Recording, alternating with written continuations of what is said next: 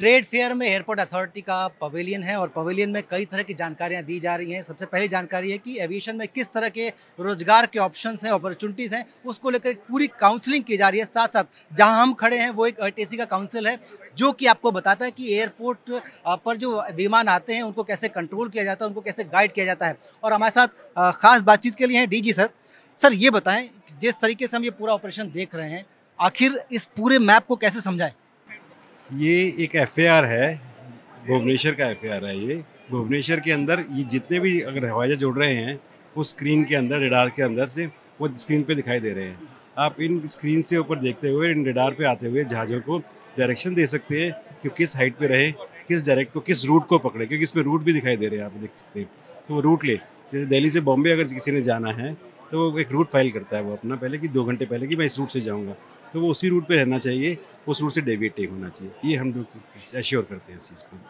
आप जिस तरीके से हमने देखा पिछले कुछ दिनों में कि एटीसी को लेकर कुछ गड़बड़ियाँ आई थीं, आखिर वो गड़बड़ी आपको कैसे मालूम होती है? उसके बाद आप किस तरीके से वो मैन हैंडलिंग करते हैं?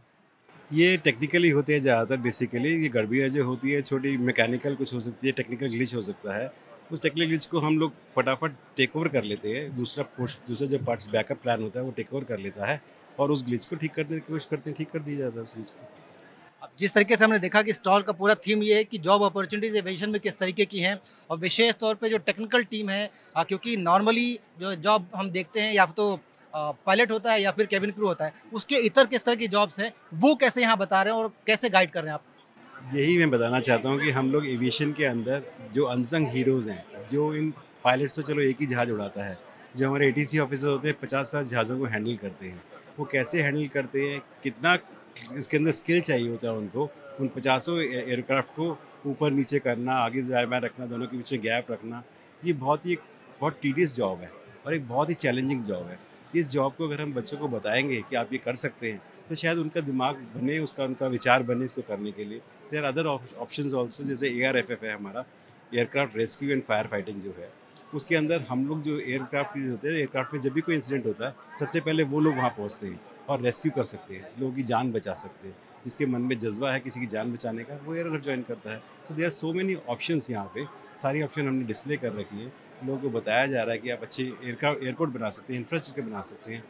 सिक्योरिटी के लिए हमारे पास जॉब है, सीएनएस के लिए इक्विपमेंट्स लगाने के लिए हमारे जॉब है। There so many jobs. तो आप आइए, अपनी जॉब कैरियर चुनिए और सपनों की उड़ान लिए। सर, जिस तरीके से हम देख रहे हैं लगातार सरकार का फ़ोकस है कि इंफ्रास्ट्रक्चर को और बढ़ावा दिया जाए और लास्ट माइल तक कनेक्टिविटी इम्प्रूव की जाए। कोशिश ये है कि 2047 तक जब हम विकसित भारत का सपना देख रहे हैं, तब तक हमारे जो एयरपोर्ट की संख्या उसको दुगने से ज़्यादा बढ़ा दी जाए। क्या वो पूरा उद्देश्य है और ऐसे उद्देश्य को पूरा करने के लिए कितना मैन पावर चाहिए होगा उसके लिए? मैन पावर तो बहुत चाहिए होगा, हमारे पास शॉर्टेज है अभी भी, तभी हम लोगों को, बच्चों को बता रहे हैं कि आप देखिए इस जॉब में आइए, क्योंकि ये बच्चे ही हमारा भविष्य है। इन बच्चों को अगर अभी हम जोड़ेंगे एविएशन के साथ, तो ये भविष्य में नई-नई चीज़ें कर पाएँगे, नई-नई टेक्नोलॉजी यूज़ कर पाएँगे और अच्छे से अच्छा काम कर पाएँगे। और जैसे विकसित भारत में, जैसे अभी हमारे 164 एयरपोर्ट्स हैं और विकसित भारत के अंदर हमारा जो 2047 का लक्ष्य है, वो 350 एयरपोर्ट बनाने का है। तो 200 एयरपोर्ट अभी और बनाने हैं और तेज़ी से काम कर रहे हैं और शायद लक्ष्य से पहले पूरा कर लेंगे। एक आखिरी सवाल होगा कि कब तक हम पहला सी रूट ऑपरेट होता हुआ देखेंगे? जैसा कि ये देख रहे हैं, हम एयरलाइन अपने जहाज़ मंगा रही है, एम्फीबियन बना रही है। स्पाइसजेट ने आगे बढ़ के काम किया है, स्काई हॉक करके उन्होंने एक एयरलाइन बनाई है, वो शायद ये काम कर रही है।